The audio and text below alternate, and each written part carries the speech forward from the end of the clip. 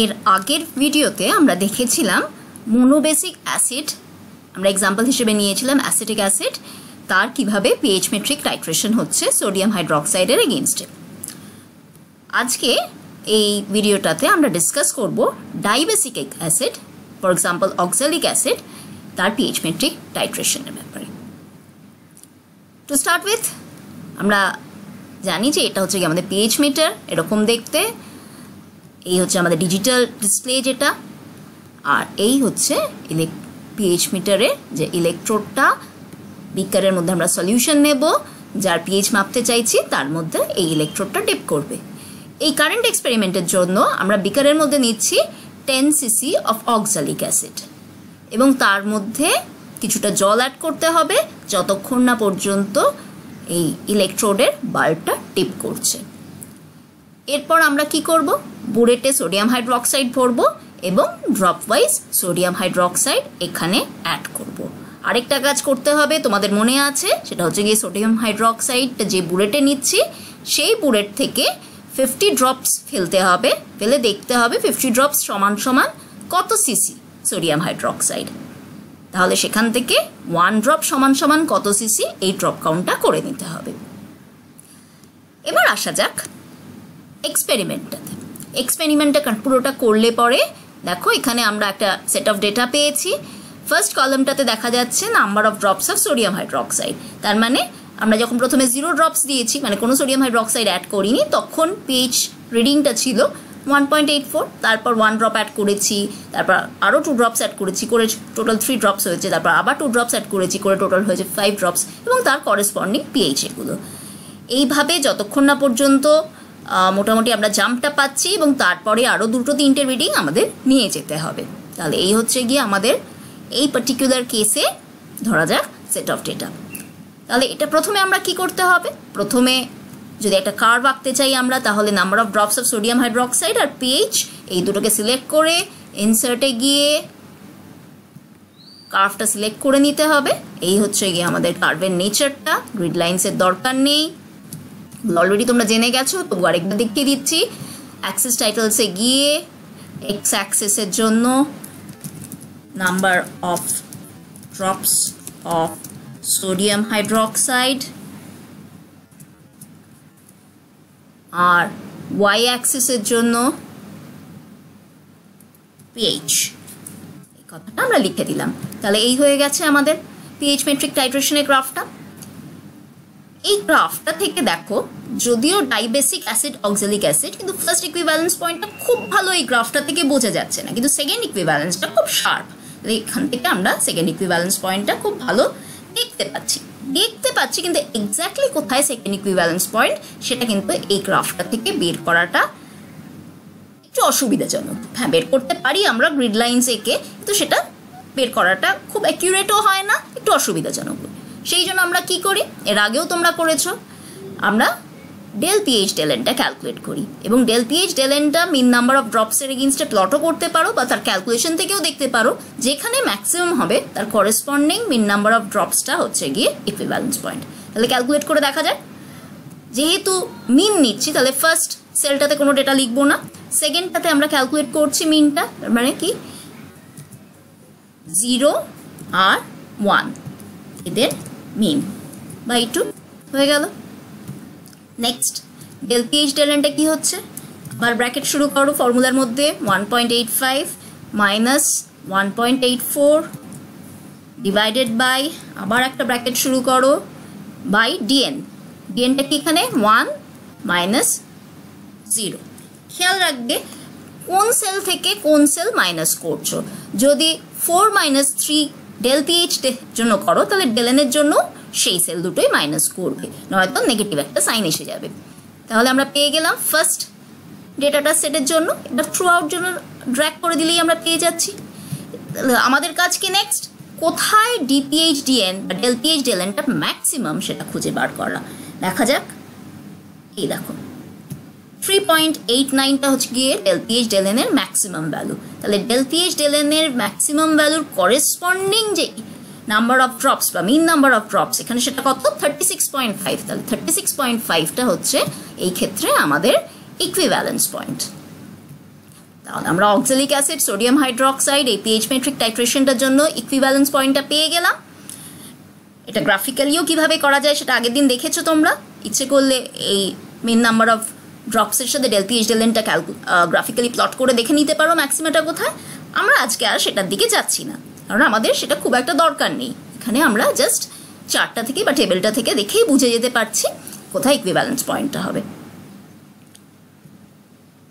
তাহলে ইকুইভ্যালেন্স পয়েন্টটা যদি পেয়ে যাও, আমরা সেখান থেকে অক্সালিক অ্যাসিডের আননোন অক্সালিক অ্যাসিড যদি আমাদের দেওয়া থাকে, তাহলে আননোন অক্সালিক অ্যাসিডটা স্ট্রেন জানতে পারবো। যদি সোডিয়াম হাইড্রোক্সাইডের স্ট্রেন জানা থাকে, কীভাবে? সেই একই V1S1 = V2S2 ফর্মুলাটা ইউজ করে। এটা খুব সোজা, এটা তোমরা পারবে। সেকেন্ড আমাদের যেটা বার করতে হয় সেটা হচ্ছে গিয়ে পিকে। যেহেতু অক্সালিক অ্যাসিড একটা ডাইবেসিক অ্যাসিড, তাহলে তার দুটো পিকে ভ্যালু থাকার কথা। দেখা যাক কীভাবে অক্সালিক অ্যাসিড আয়নাইজ করে।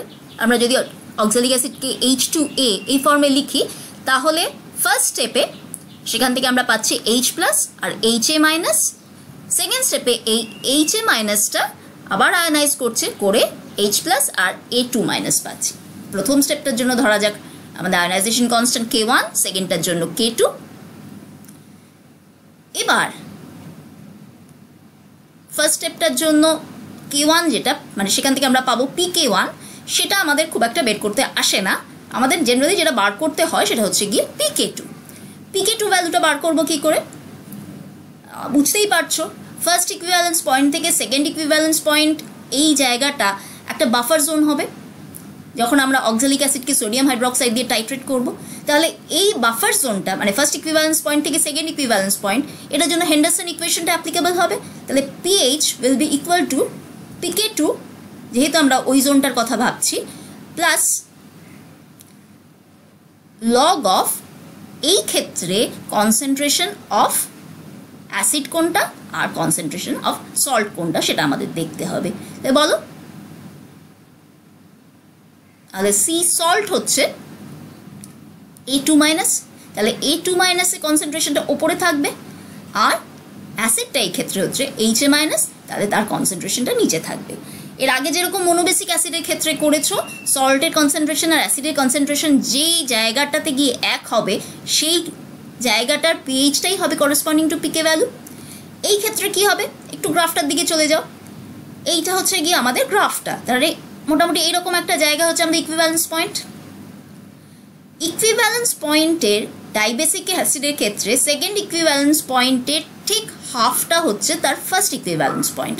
মানে সেকেন্ড ইকুইভ্যালেন্স পয়েন্ট যদি আমরা 36.5 পেয়েছি তো এখানে, তাহলে ফার্স্ট ইকুইভ্যালেন্স পয়েন্ট হবে হচ্ছে গিয়ে 36.5 ডিভাইডেড বাই 2, তাহলে 18.25 হচ্ছে আমাদের ফার্স্ট ইকুইভ্যালেন্স পয়েন্টের ভ্যালু। ফার্স্ট ইকুইভ্যালেন্স পয়েন্টে গিয়েই আমাদের HA- ডিসোসিয়েট করা শুরু করে। তার আগে আমরা ধরে নিচ্ছি যে HA- ডিসোসিয়েট সেভাবে করেনি, তাহলে ফার্স্ট ইকুইভ্যালেন্স পয়েন্ট থেকে সেকেন্ড ইকুইভ্যালেন্স পয়েন্টের মধ্যেই HA- ডিসোসিয়েট করে A2- পাচ্ছি আমরা। তাহলে আমাদের ইকুইভ্যালেন্স পয়েন্টের 3/4, মানে সেকেন্ড ইকুইভ্যালেন্স পয়েন্টের 3/4 যে পয়েন্ট, মানে পুরোটা এটা কভার করে যাচ্ছ, যেটা হাফ ইকুইভ্যালেন্স পয়েন্ট, তারপরে এই পোর্শনটারও অর্ধেক মানে 1/4, তার মানে 3/4 অফ ইকুইভ্যালেন্স পয়েন্টের করেসপন্ডিং পিএইচটাকে আমরা বলি PK2 ভ্যালু। তাহলে সেই PK2টা ভ্যালুটা আমাদের বের করতে হবে। আগের দিন যেরকম মোনোবেসিক অ্যাসিডের ক্ষেত্রে আমরা দেখেছি দুভাবে করেছি, একটা হেন্ডারসন ইকুয়েশন ইউজ করে আর একটা ফোরকাস্ট ফাংশন ইউজ করে। এখানেও আমরা সেইভাবে করব। প্রথমে আসা যাক হেন্ডারসন ইকুয়েশনটা ইউজ করে কি করে করব। কোন রিজিয়নটার জন্য হেন্ডারসন ইকুয়েশন আমরা অ্যাপ্লাই করব না, আমরা বলেছি ফার্স্ট ইকুইভ্যালেন্স পয়েন্টের পর থেকে সেকেন্ড ইকুইভ্যালেন্স পয়েন্ট অবধি। এখানে ফার্স্ট ইকুইভ্যালেন্স পয়েন্ট কত? 18.25, আর সেকেন্ড ইকুইভ্যালেন্স পয়েন্ট কত? 36.5। তাহলে 18.25 এর থেকে বেশি আছে কি? 19 আছে। তাহলে 19 আর 36.5 এর থেকে কম মানে 35, এই রিজিয়নটার জন্য এটাকে একটু হাইলাইট করতে পারো, একটু গ্রে দিয়ে হাইলাইট করি আমরা।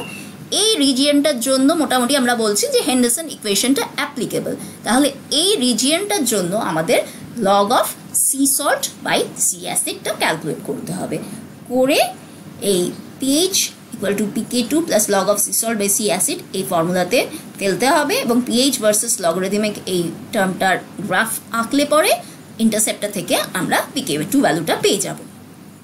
তাহলে প্রথমে ক্যালকুলেট করা যাক। সি সল্ট, সল্ট মানে কি? এর আগের দিনও বলেছি আমরা, সল্ট মানে হচ্ছে গিয়ে সোডিয়াম হাইড্রোক্সাইড যতটা ওখানে অ্যাড করা হচ্ছে সেখান থেকে আমরা পাচ্ছি। তাহলে x মাইনাস N1, N1 মানে কি? N1 মানে যেটা ওই অবধি HA1 মাইনাস তৈরি করা অবধি যে সোডিয়াম হাইড্রোক্সাইডটা লেগেছে, তাহলে তাছাড়া বাদ বাকি যেটা এবার লাগছে সেইটা হচ্ছে গিয়ে x মাইনাস N1। তাহলে আমরা পাচ্ছি কি log of log to the base 10। এখানে দেখো আমরা দুটো ব্র্যাকেট ওপেন করলাম, কিন্তু একটা পুরো লগারিদমিক টার্মটাকে তার মধ্যে রাখার জন্য আর একটা শুধু নিউমারেটরটার জন্য। তাহলে x হচ্ছে এইটা মাইনাস N1, N1 মানে ফার্স্ট ইকুইভ্যালেন্স পয়েন্ট। আমরা কি বলেছি, যখন একটা ফিক্সড কোয়ান্টিটি নেব সেটাতে ডলার সাইনগুলো অ্যাড করে দেব। নিউমারেটরটা হয়ে গেল, ব্র্যাকেট শেষ, তারপর ডিভাইডেড বাই আবার ব্র্যাকেট ওপেন করো। এবার কি N2 মাইনাস x, N2 মানে 36.5, ডলার সাইনগুলো ইউজ করো, মাইনাস x মানে আবার এটা ব্র্যাকেট, একটা ব্র্যাকেট শেষ করতে হবে ফর ডিনোমিনেটর, একটা ব্র্যাকেট টোটাল লগারিদমিক ফাংশনটার জন্য। পেয়ে গেলাম। এবার পুরো সেটটা যেটা আমরা চাইছি ফার্স্ট ইকুইভ্যালেন্স থেকে সেকেন্ড ইকুইভ্যালেন্স পয়েন্ট, তার জন্য ড্র্যাগ করে দিলাম।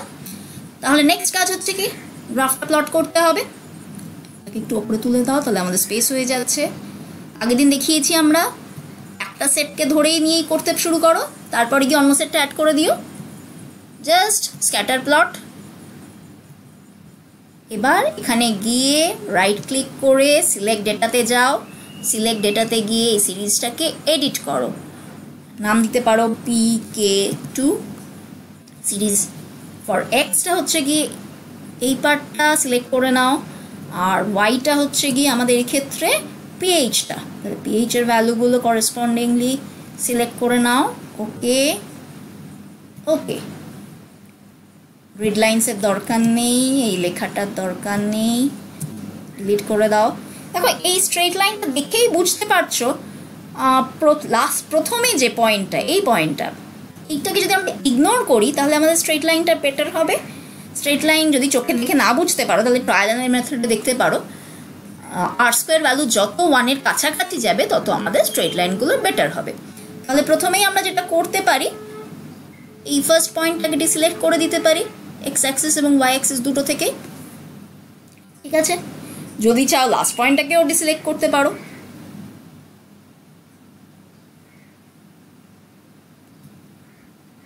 এগুলো একটু তোমাদের এক্সপেরিমেন্টাল যা ডেটা পাবে তার উপরে নির্ভর করছে, ঠিক আছে।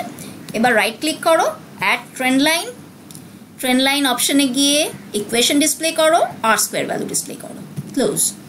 একটু প্রমিনেন্ট জায়গায় নিয়ে এসো, তাহলে দেখতে সুন্দর হবে। দেখো আমাদের আর স্কোয়ার ভ্যালু হলো কি 0.9864, বেশ ভালো। ইন্টারসেপ্টটা কি সেটাই আমাদের সবচাইতে ইম্পর্টেন্ট প্রশ্ন এখানে। ইন্টারসেপ্ট হচ্ছে গিয়ে 4.0862, তাহলে আমাদের pK2 ভ্যালুটাও হচ্ছে 4.0862।